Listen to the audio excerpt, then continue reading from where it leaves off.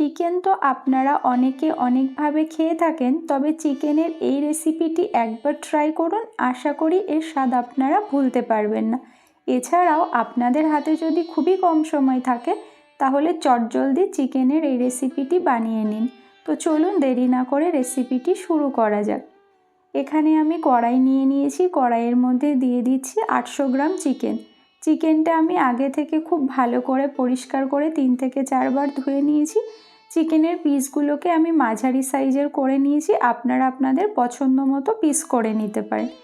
এবার এর মধ্যে আমি অ্যাড করে দিচ্ছি পেঁয়াজ কুচি। একটা বড় সাইজের পেঁয়াজ নিয়েছি, দিয়ে দিচ্ছি একটা ছোট সাইজের টমেটো পাতলা করে কেটে নিয়েছি, দিয়ে দিচ্ছি 5টা চেরা কাঁচা লঙ্কা, দিয়ে দিচ্ছি এখানে 10-12টা রসুনের কোয়া পেস্ট করে নিয়েছি, 1/2 ইঞ্চি আদা পেস্ট করে নিয়েছি।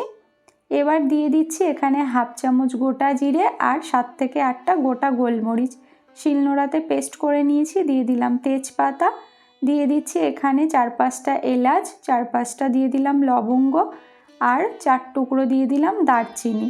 এবার দিয়ে দিচ্ছি স্বাদ অনুযায়ী লবণ, দিয়ে দিচ্ছি এখানে 1.5 চামচ মতো লবণ, দিয়ে দিচ্ছি 1 চামচ ধনিয়া গুঁড়ো, ঝাল বুঝে দিয়ে দিচ্ছি 1 চামচ লঙ্কা গুঁড়ো, তবে ঝালটা আপনারা আপনাদের স্বাদ বুঝে ব্যবহার করবেন।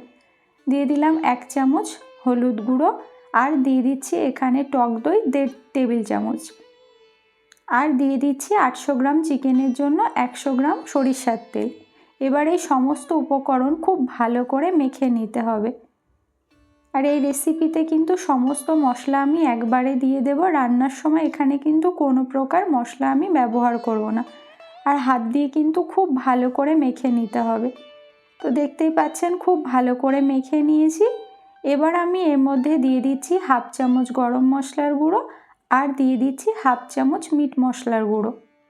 এবার এই সমস্ত উপকরণ আবারও একবার খুব ভালো করে মেখে নেব। তো চিকেনটা এখানে আমি খুব ভালো করে মেখে নিয়েছি। এটা কিন্তু ম্যারিনেশনের জন্য আমি রাখবো না, ডিরেক্ট রান্নাটা স্টার্ট করব, সেই জন্য যেই পাত্রে রান্না করব ওই পাত্রেই মেখে নিয়েছি। এবার গ্যাস জ্বালিয়ে নিয়েছি, কড়াইটা বসিয়ে এবার আমি রান্না করছি। সবার প্রথমে এখানে হাই ফ্লেমে আমি 5 মিনিট রান্নাটা করব। তো খুব ভালো করে এটাকে আমি একবার মিশিয়ে নিলাম। তো দেখতেই পাচ্ছেন চিকেনটা কিন্তু ফুটতে শুরু করেছে। আমি 5 মিনিট হাই ফ্লেমে এটাকে খুব ভালো মতো রান্না করে নিয়েছি। আর এইভাবে একবার চিকেন বানিয়ে দেখবেন, এর স্বাদ কিন্তু দারুণ হয়। এবার আমি ঢাকা দিয়ে মিডিয়াম আঁচে 10 মিনিট রান্না করব। 10 মিনিট হয়ে গেছে, ঢাকনাটা খুলে নিয়েছি। তো দেখতেই পাচ্ছেন চিকেন থেকে কতটা জল বেরিয়েছে। তো এক্সট্রা করে এখানে কিন্তু জল দেওয়ার কোনো প্রয়োজন নেই, ঢাকা চাপা দিয়ে দিয়ে রান্নাটা করতে হবে, তাহলে চিকেনটা খুব ভালো মতো সেদ্ধ হয়ে যাবে। আবারও আমি 10 মিনিট মিডিয়াম আঁচে রান্না করেছি। 10 মিনিট হয়ে গেছে, ঢাকনাটা আবারও খুলে নিয়েছি। তো দেখতেই পাচ্ছেন চিকেনটা এখানে কতটা সুন্দর হয়েছে। এবার আমি লো হিটে আরও 10 মিনিট চিকেনটাকে খুব ভালো মতো ফুটিয়ে নেব। এই রান্নাটি করতে খুব বেশি সময় লাগে না, কিন্তু মাত্র 30 থেকে 35 মিনিট লাগে। তো এখানে আমি 30 মিনিট ধরে রান্নাটা করে নিয়েছি। আর দেখতেই পাচ্ছেন কালারটা কতটা সুন্দর হয়েছে আর দেখতে কতটা লোভনীয় হয়েছে। তো রান্নাটা অলমোস্ট এখানে আমার কমপ্লিট হয়ে গেছে। নামানোর আগে উপর থেকে আমি কিছুটা ধনিয়া পাতা কুচি ছড়িয়ে দিচ্ছি, দিয়ে একটু ভালো করে মিশিয়ে নিতে হবে।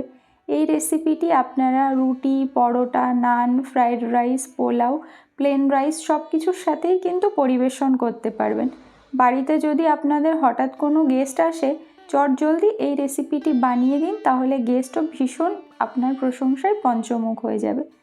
ফ্লেমটা অফ করে নিয়েছি। তো দেখতেই পাচ্ছেন রান্নাটা কতটা লোভনীয় হয়েছে।